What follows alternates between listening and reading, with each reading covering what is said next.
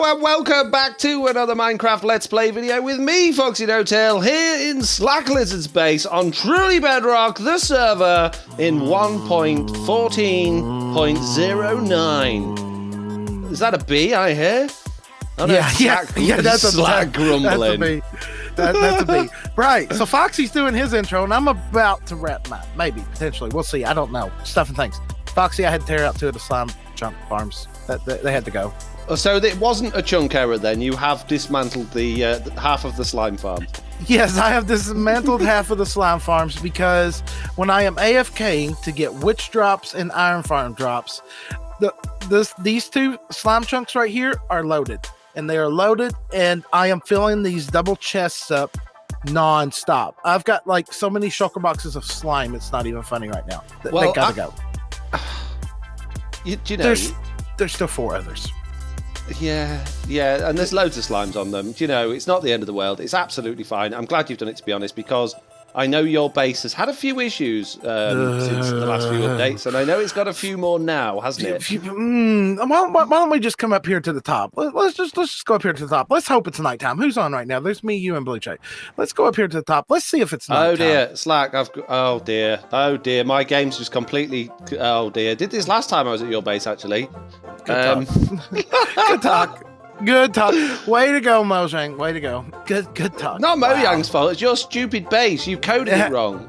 Yeah. Oh, okay. Yeah, I wrote the code for the game. My bad. You coded your base wrong, Slack. You made it so it kicks me out every time I come here.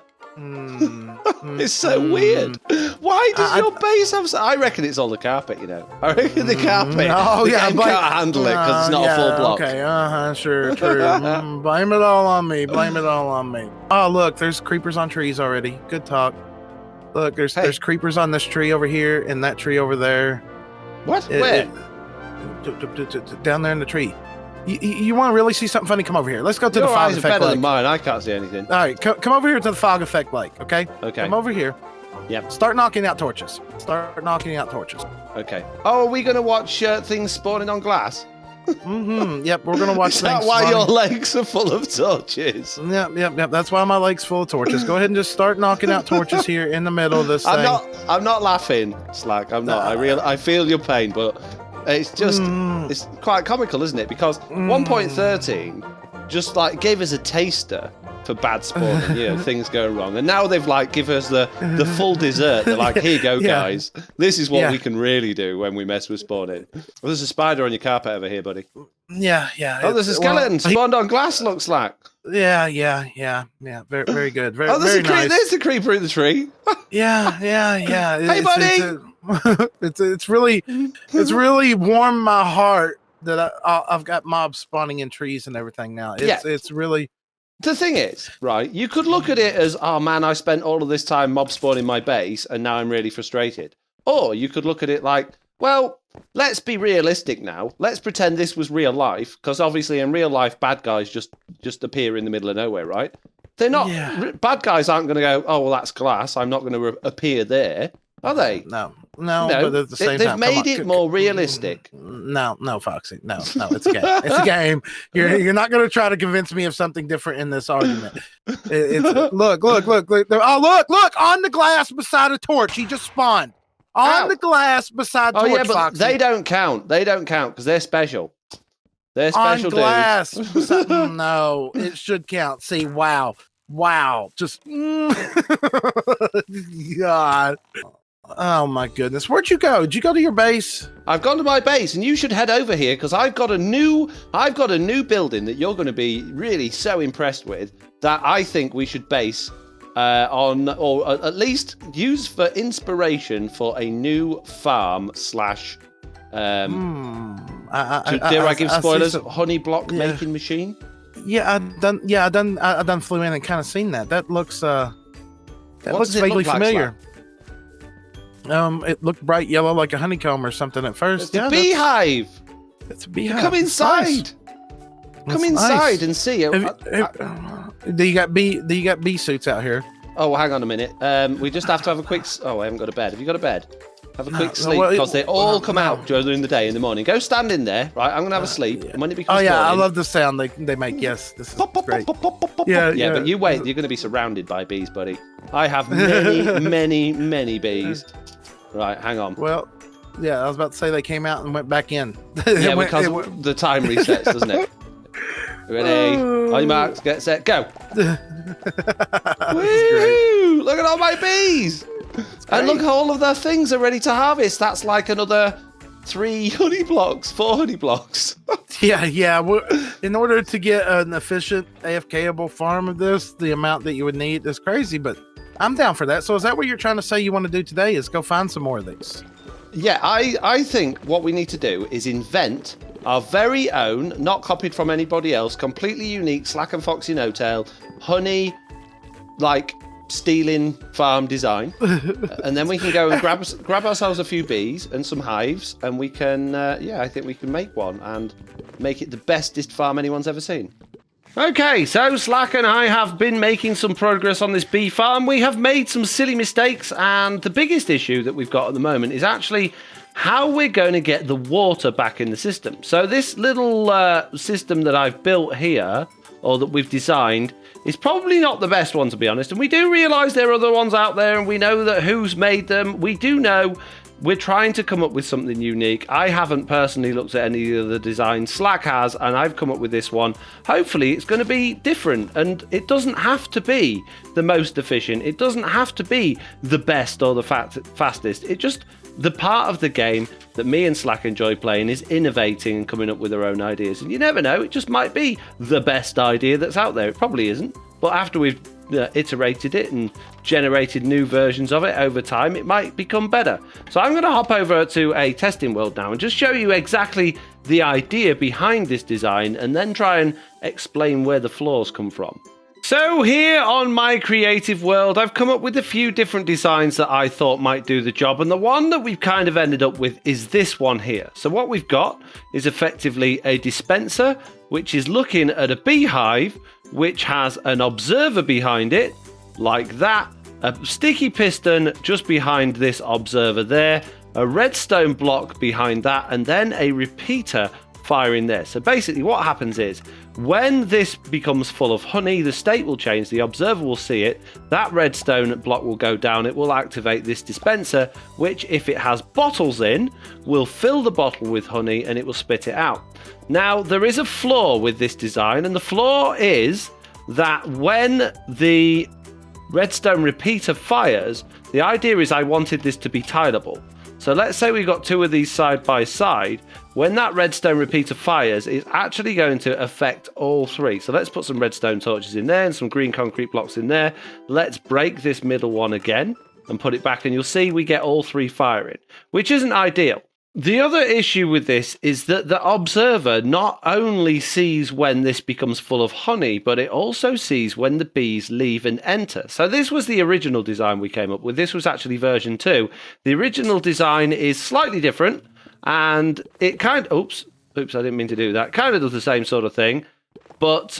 yeah, you'll see when the bees go in and out of their hives, the actual system activates, which what happens is then the water bottles then get spat out. So we end up with water bottles in there as well as honey bottles. So the honey bottles are getting filled up, but we're also getting a lot of water bottles in, which means we need to feed them back through the system. Okay, so Slack and I are here. We are just about finished. We've gone back to the original design, which I think looks better and certainly is a lot lighter on redstone. Seems to be working quite well as well. The bees are breeding. We've been feeding them up, and Slack is in the middle of producing us an item sorter out here, which I'm hoping is going to work. It looks interesting. Have we got any honey blocks, Slack? Honey blocks? No, honey bottle things. The things that we're trying to collect. There's 10 up here in the sorter. Well, that one fell through before the system started. So we'll have to see. Fair enough. We need it to harvest. The one thing we have seen happen, which is a bit annoying, is that sometimes when it harvests the honey bottle, will go back in the dispenser, which is what should actually happen. That is the expected behavior. But because it's bedrock, normally it just spits the honey bottle out, which isn't ideal, but for purposes of what we built, works pretty well. So it's a bit hit and miss. It's a little bit random, but it's working to an extent. Oh, here it goes. A bunch of them are firing off right now, Foxy. All the bees are coming out. The things are dispensing. You go, you can see the redstone blocks are moving in the background, and we should, hopefully... We got a problem. Oh, wait a minute. It may have corrected itself. Honey bottles are going through, and they're coming into the chest. There we go. 5 honey bottles in the chest. Excellent work, Slack. Good job. Expert level 99. Honey farm making in the progress here. Only took us 5 minutes, believe it or not. This entire farm didn't take us very long at all. It's like 5 minutes. We haven't had to rebuild it at all. Exactly. We've not been streaming for 2 hours and 52 minutes at all. No, not at all. Not at all. Okay, as you can see, there are bottles occasionally flowing up this thing. Some of them are empty, some of them do have honey in. We've got nearly 2 stacks of honey bottles. It's not been too long, and we are getting the odd bottle hanging up on that hopper, which isn't ideal, but we can fix that by moving things around a little bit. The system's working quite well. It's relatively slow, but this would be really, really easy to expand, because effectively we've got a system that is, infinitely expandable. We can have these going the whole way round here. This isn't a full chunk either. We've not chunk aligned this. We've just completely randomly built this. We can go up, we can go down, we can go around, and we can breed the bees as much as we want to get as many honey bottles as we need to. So as a proof of concept, as an initial design, as a version 1, I'm currently very happy with where this is at. And I think after a little amount of AFK, we'll probably get quite a bit of honey, or quite a few honey bottles from this. The only downside to this design is that we are going to need an awful lot of glass bottles, because as the system fires, when the bees pop out and it's firing out empty bottles, they are eventually making their way back this way into here, because the hopper minecart will only fill up the first 3 hoppers, because it only picks 3 bottles up from there. Now, once these are completely full, it will then transfer them down there, but the problem is we don't have enough bottles at the minute, so we need to make loads of glass so we can make loads of bottles, fill this entire system up, and then it'll be a lot more effective. Okay, it has been quite a few hours. It's actually been overnight. It's the next day for me now. Chuck has been here AFK. Now, he's not been AFK all night because the server restarts every 5 hours, which will have kicked him not long after he started, really, because it was probably a good 2 or 3 hours into the restart cycle before he even started being AFK anyway. And then, obviously, there are quite a lot of crashes and hangs on realms and servers, which cause everybody to get kicked out, which I think's happened a couple of times. I've logged him in again this morning. He's been AFK here while I've been editing the video. And I've got to say, I'm pretty impressed, to be fair. I mean, the issue with this system is the fact that, obviously, the dispensers aren't working the way they're supposed to, which means that we're having to recycle the bottles back through, which means we've got absolutely tons in this one, but, like, absolutely none in, like, some of these ones over here have hardly got any. This one's got none, look. So we need to sort that system out. But for the sake of that, we've got a lot of honey bottles for a relatively short amount of time. I'd say probably about 4 hours worth of AFK, which doesn't seem like much, and certainly when I turn these all into honey blocks, it's not going to be many, but it's not bad for a small little system that's very easily expandable. Now, for some reason, these ones are not firing, and I would suggest maybe the observers are not working very well. Did you see that one fired when the bee went in and out? These ones are all full, but they're not firing. The redstone isn't actually going off at all, which makes me think that the observers have broken, which is pretty standard for Bedrock Edition again. So I think we'll probably have to come up with another design that doesn't involve observers, and I know there are other YouTubers out there that have already done that. Slack was telling me about ones with comparators yesterday, so there are options, which is a bit of a shame because I thought this was quite a nice, nifty little design. It's just the few bugs in the game do really cause problems for you over time. I'm just going to look for a crafting table and let's see if we can turn a load of these bottles into honey blocks. But I wanted Slack here for that, and I can't get hold of him, which is a bit annoying. Well, I've contacted Slack, and I think while I'm waiting for him to reply, I might come back to my testing world and see if I can come up with a better design that doesn't have such faulty redstone, which is a real shame, But, you know, it's another opportunity to play this game, and I do enjoy playing this game and being creative with it. So I'm going to see what I can come up with. Hopefully it will be something better, and hopefully something we can actually keep the bottles going in properly with as well. So I'm going to do that. I'll see you guys in a minute once that's all done. Okay, I have done an absolute ton of work and designs and ideas in order to try and get this thing to work. And my conclusion is that it doesn't matter which way you do it, there's going to be a problem. So if we look inside this original design that I did here, which does work to an extent, you'll see a lot of these hives have honey in them, but the observers haven't fired. And when the bees go in and out, the observers should fire, but they're not firing. So the observers have effectively locked up, which is a bug. It's got to be a bug. There's nothing else to say about that other than that that's a bug, which shouldn't happen, but it is happening. So for whatever reason, when the hive gets to a certain state, when it's got a certain amount of honey in, the observer just won't see the change anymore, which is a problem.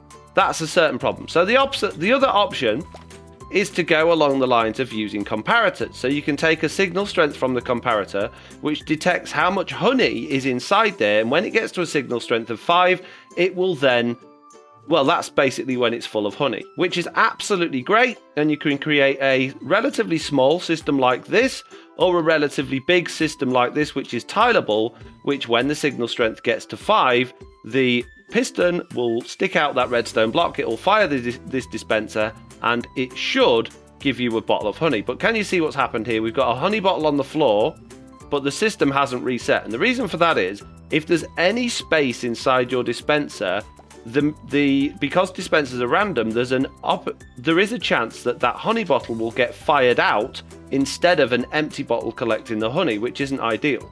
So the only way this will work is if each dispenser is so full that there are no free slots for the honey bottles. If that's the case, then a tileable comparator design like this will work. But if there's even just one gap, if you've got all of these full like that, if there's one gap and it's got a honey bottle in, the entire thing's just going to lock up and there's no one doing it. Automatically, you'd have to manually do it. So I think this system is good with the comparators. It's certainly better than the observers, which are just locking up. Look, every single one of those hives, apart from one, is completely locked up. And I don't understand why. I don't get it. It shouldn't. Why is that happening? I mean, the observer's not broken, but it's not seeing them changing, which it does do at the start. It's so weird. Let's empty all of these things out. I don't get it. It's so strange. Oh, and all the bees have gone in the water stream as well, which doesn't help. Oh, sorry, bees. So I think I'm leaning more towards this sort of design, but it'll only work, like I say, if the dispensers are completely full, which is fine. The issue then is, how do we get stuff in the dispensers and catch the honey bottles when they come out? Because the honey bottles spit out to the front, which is great, as we just saw there. They go down there. We could have either a hopper minecart or a water stream catching those. That's absolutely fine. So how do we get more glass bottles into these? We could put hoppers in front like that, but then the honey bottles are going to end up in those and they're going to go back inside them. So it doesn't really lend itself to being automatically refilled. Well, this thing seems pretty big for the number of hives we've got. We've only got 4 hives on this, and there's quite a lot going on, but it's relatively resource light, and it should be pretty self-sustaining as well. So we've got basically exactly the same thing that we've got down here, which is a hive with a comparator coming out the back, which is using an inverted signal from this furnace with some more furnaces inside it, so that we don't, basically when that's got honey in it, this redstone torch will go off, that one will go on, and it will activate the dispenser. And that works really well. And all I've got here is exactly the same thing, but we're just using the one furnace, and we've got 2 comparators coming out of it each way to try and basically double it up. So for each one furnace, we can get 2 hives from that, which isn't really saving a great deal of resources, and it doesn't matter what's in there. I mean, you could put like any block in there really. And then round the front, we've got the bees obviously going in. We've got a rail of hoppers underneath. Now that doesn't have to be hoppers, that could be water streams, that will be absolutely fine. And then we've got a hopper minecart at the top, which is going over the hoppers, which will be filling in the water bottles. So if we was to put some water bottles in this chest, it's going to pick those up and it's going to distribute them. And then your honey bottles will come down here. But it's not great when, you've got this, which hardly uses anything, and you can have them all in a line, and they work really well until the observers just stop noticing that they've got honey in. Or you've got this, which works really well, but you have to manually keep refilling all of these one at a time with the water bottles, which will be an absolute pain in the butt to have to do. You know, if you've got a great big wall of this, you don't really want to be coming along each individual one and refilling the water bottles yourself. You want that to be automatic, but this design just doesn't lend itself to do that at all. It's not impossible that we could maybe invert it and have the redstone coming back above itself and have the dispensers on top. That might work. Something to fiddle with, I guess. Okay, I have a new design which is 100% tileable and does all the things I need it to do. We've got a hopper minecart up here which we can fill up. We could even automate that if we need to get glass bottles back in there. We have our honey system which is pretty much the same as what we've got over there. So the honey bottles will drop down, they will go into this hopper line and they'll come in there. I haven't seen it running yet, I've literally just built it. But the bad news is that if we look behind this thing, it's a little bit of a monster. And the reason for that is that we need the signal strength of 5 in order to trigger these repeaters to pass a torch up these redstone torch towers in order to bring the signal back this way into these blocks, which is basically firing the dispenser. And the reason it needs to be like this with so many repeaters and redstone torches is so that the redstone wires don't cross. So it's okay having the redstone wires next to each other down here because we've got a specific signal strength coming from the comparators. But when that redstone gets to something like a repeater or a torch, you'll see, oh, we got one then, look. Oh, and I put my stuff in the wrong place, but it doesn't matter.